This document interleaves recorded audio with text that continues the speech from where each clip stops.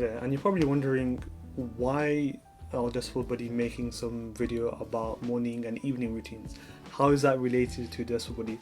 In fact, the honest truth is it probably isn't related, but we really value and really are invested in the notion of boosting performance, which is why in this bonus video we wanted to share some tips and advice that are science-backed in terms of how to have a good morning routine to help your day and how to have a good evening routine to help with your sleep, so then that when you are using your Decibel Buddy, if you wanted to relate to it, you are getting the most out of it, because we know how pivotal the morning and evening routine is to the holistic understanding of productivity and performance. So though it may not be related to Decibel Buddy, we are happy to say that we wanted to share some tips and advice to truly help you, because we are that invested in helping to boost your productivity. So what does the science say about a morning routine in particular? So many psychologists and behavioral scientists really understand that what makes a morning routine so critical is that it sets the tone for the day, where we are controlling the time that we have and our schedule is not controlling us.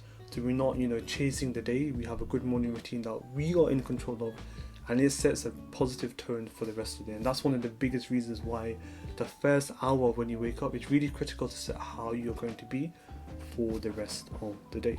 It's well documented that the peak of our anxiety can actually often occur in that moment that we wake up and in that first hour that we wake up, which is why having a routine, and the really important thing is about this routine, about this habit, is if you have a solid routine in place, it kind of becomes autonomous, where we don't really need to think because it's kind of ingrained.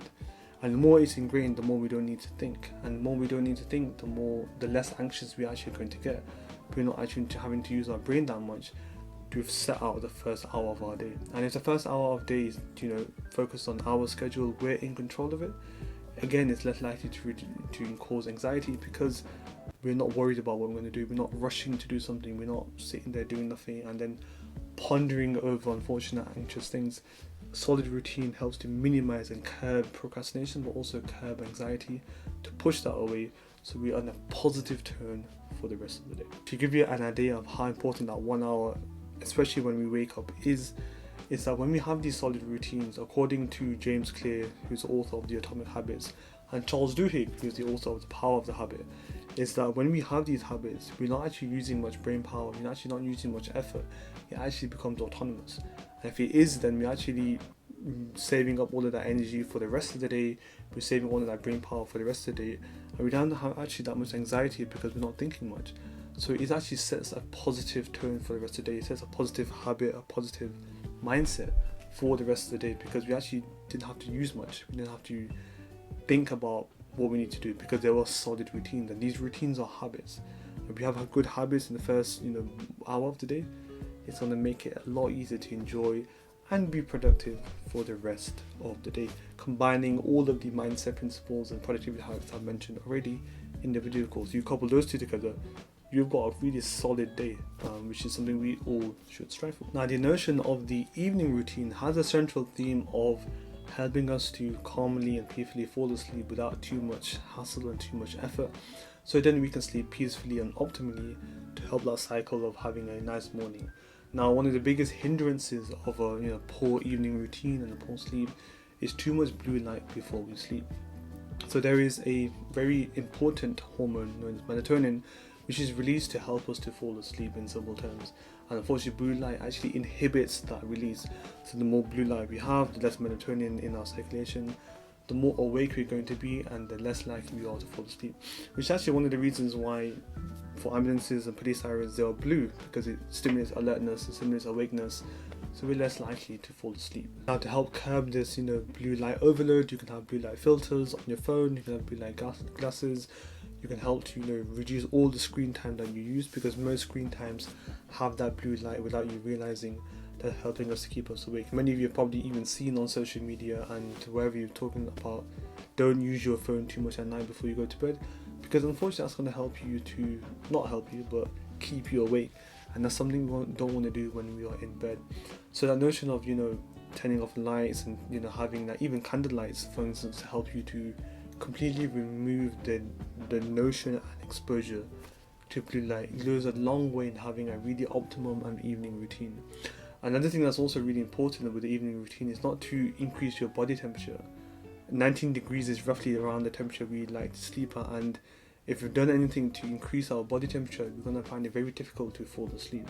Many of us, like to keep our leg out open when we've got a duvet, or like to see when it's a little bit colder, the vast majority of us, because that's the most optimal temperature for us to fall asleep.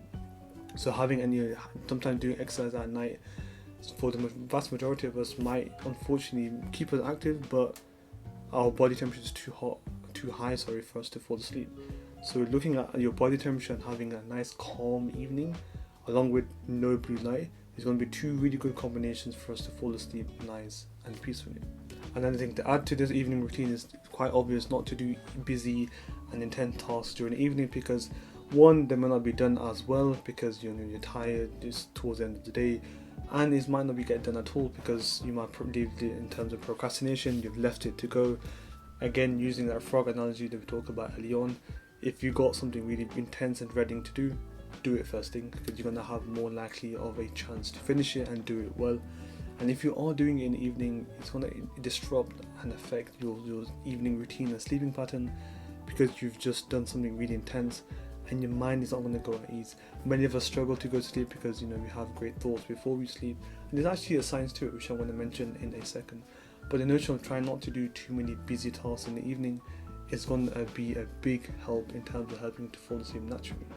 And talking about that, when we fall asleep we have amazing ideas, is something known as the theta sleep. So people like Albert Einstein and Salvador Dali and Thomas Edison, or people who used to struggle to sleep because before they used to go to sleep, they used to solve something really well. So they used to leave pen and paper notes. You can leave your board buddy next to you if you are sleeping, and if you think of ideas, note it down. It's not a problem. I'm not saying that you have to do this. This is just the vast majority of people. Cut off blue light, have a nice simple routine, try not to think too much, and have tasks 1 hour before you sleep. But if you do, have a board buddy next to you, scribble some stuff down so you're not wasting those ideas. However, I've just said that for the scientific purposes of how some people who do struggle to sleep try and make use of those ideas before you fall asleep and forget them in the morning. But the notion of the evening routine is to have it nice and simple, no blue light, nice and calm, and you want to help you to optimally fall asleep for the reason of having a nice morning routine when you wake up. And it's a cycle that both help each other. Morning routine helps you to do more tasks in the morning and afternoon, so you can relax and enjoy life in the evening if you need to, so you can sleep nicely to help yourself in the morning. You can see it is a cycle. And one last thing to help you understand why this evening routine is actually really important, not something trivial, is same as a complex computer doesn't have a off button, there is a quite complex shutdown sequence to make sure nothing gets harmed. We should also look at ourselves as having a nice, not complex, but a nice structured shutdown sequence of when, for 4 hours before bed, we're not doing this, 3 hours before we go to bed, we're not doing this, 2 hours, and 1 hour. So by the time we get to bed, we are tired, but we can fall asleep peacefully without having to worry about our eyes being so, overloaded with blue light. So that's something we just wanted to share, just some important information from the morning routine and how important that is, for the reasons I mentioned, and why an evening routine and what we've mentioned in terms of blue light and intense tasks, to help you to make sure you have an effective evening routine to go to sleep. So on that note, I am now going to go to sleep, but if you're watching at whatever time, don't have a nap, make sure you're productive. And we hope you enjoyed this bonus segment of the video course, and we hope you've enjoyed the video course itself. As I mentioned in the outro before this video, do let us know if you enjoyed the video course. Your feedback would be massively helpful for us to make sure we can maybe refine this, to make sure that, okay, this wasn't great, that was really productive, could you share more of that? And we can listen to you, because that's what we do, that's why we made the products that we have.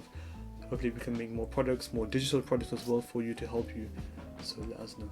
Thank you very much, and I shall see you in the next course, whenever that may be. Thank you for listening, thank you for watching the bonus segment, and I shall see you soon. My name is Amir Hussain, and I have been your course instructor for today.